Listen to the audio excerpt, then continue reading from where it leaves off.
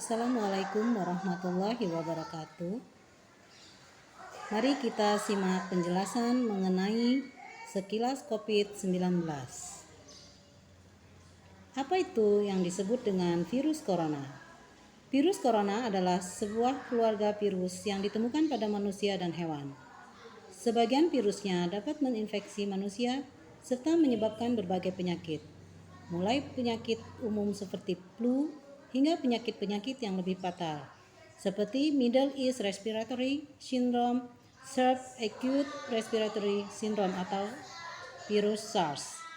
COVID-19 atau dikenal dengan 19-COVID adalah jenis virus corona terbaru. Jadi sebelum ada virus corona, ada virus yang disebut sebagai virus flu. Bagaimana proses penyebaran virus corona? Seringkali virus ini menyebar antara manusia ke manusia melalui tetesan cairan dari mulut, hidung saat orang terinfeksi, sedang batuk ataupun bersin. Mirip sekali dengan cara penularan penyakit flu.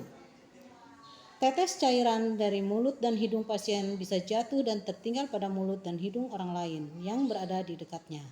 Bahkan dihisap dan diserap ke dalam paru-paru orang tersebut melalui hidungnya.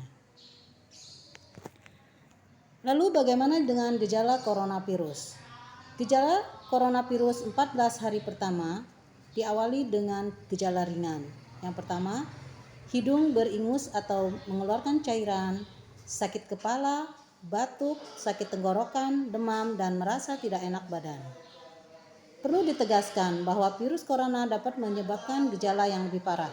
Infeksi dapat berubah menjadi bronkitis dan pneumonia, yakni virus COVID-19 yang menyebabkan gejala seperti demam yang tinggi bila pasien mengidap pneumonia. Kemudian batuk dengan berlendir, sesak napas, nyeri dada atau bernapas dan batuk. Bagaimana dengan pencegahan virus corona? Sampai saat ini belum ada vaksin yang benar-benar untuk menyembuhkan virus corona. Namun, setidaknya ada berbagai macam cara untuk mengurangi resiko terjangkitnya virus ini.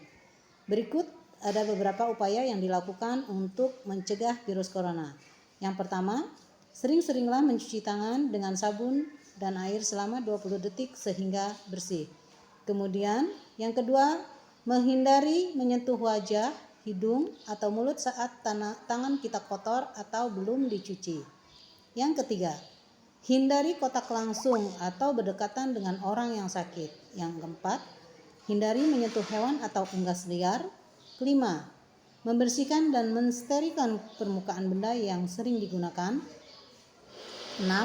Tutup hidung dan mulut ketika bersin atau batuk dengan tisu, kemudian buanglah tisu dan cuci tangan hingga bersih. Ketujuh, jangan keluar rumah dalam keadaan sakit. 8. Kenakan masker dan segera berobat ke fasilitas kesehatan ketika kita mengalami gejala penyakit saluran nafas. Yang kita lakukan sejak 2 tahun terakhir ini bagi kita adalah melakukan belajar dari rumah. Kenapa? Karena saat ini Bandar Lampung masuk dalam kategori zona merah. Yang kedua, untuk mencegah kerumunan massa.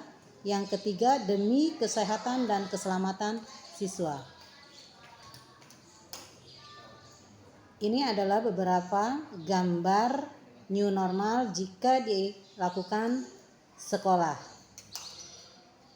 Para siswa harus mengikuti protokol kesehatan pada saat berangkat sekolah sampai kembali ke rumah. Yang pertama, pada saat berangkat sekolah, perjalanan anak-anak dimulai dengan menggunakan masker. Setiba di sekolah, aktivitas di sekolah, baik guru dan tenaga pendidikan serta seluruh siswa menggunakan masker. Kemudian menjaga jarak dan menjauhi kerumunan.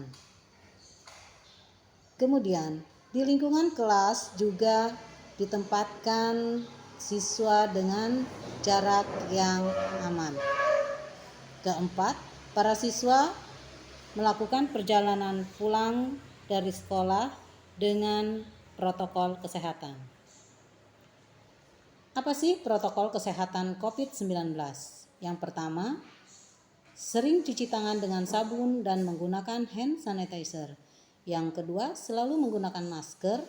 Ketiga, menjaga jarak aman 1,5 meter sampai 2 meter, menghindari kerumunan, memperbanyak makan buah dan sayur, vitamin dan mineral, dan menjaga imunitas pribadi atau menjaga kesehatan dan dilengkapi dengan olahraga yang teratur.